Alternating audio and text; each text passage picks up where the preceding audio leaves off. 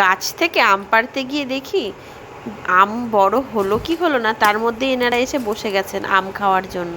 আমি লগি বাঁধিয়ে পটাপট টান দিয়ে কতগুলো আম পেড়ে ফেললাম। এই তীব্র গরমে দুপুরে খাওয়ার প্রতি কারোর নেশা নেই, থালার ভাত থালাতেই থেকে যাচ্ছে। তাই দুপুরে খাওয়ার সময় পাতে সামান্য পরিমাণ কাঁচা আম বাটা রাখুন, দেখবেন সবাই চেটে পুটে খাবে।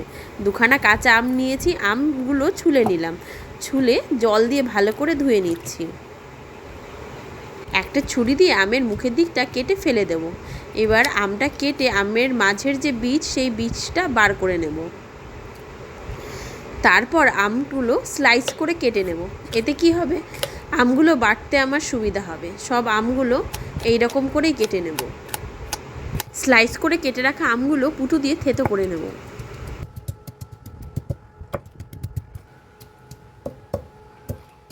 সব আমগুলো ভালো করে থেতো করে নিয়েছি। এবার দিয়ে দিচ্ছি ধনে পাতা, 6 কোয়া মতো রসুন আর 3টে কাঁচা লঙ্কা পাটায় বেটে নেব।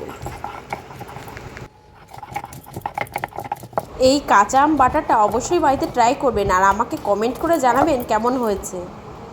ভিডিওটি ভালো লাগলে অবশ্যই লাইক করবেন আর আমার চ্যানেল পিঙ্কু কিচেন সাবস্ক্রাইব করে আমার পাশে থাকবেন। শিলনোড়ায় আমার কাঁচা আম বাটাটা হয়ে গেল। এবার একটা পাত্রে আমি তুলে নেব।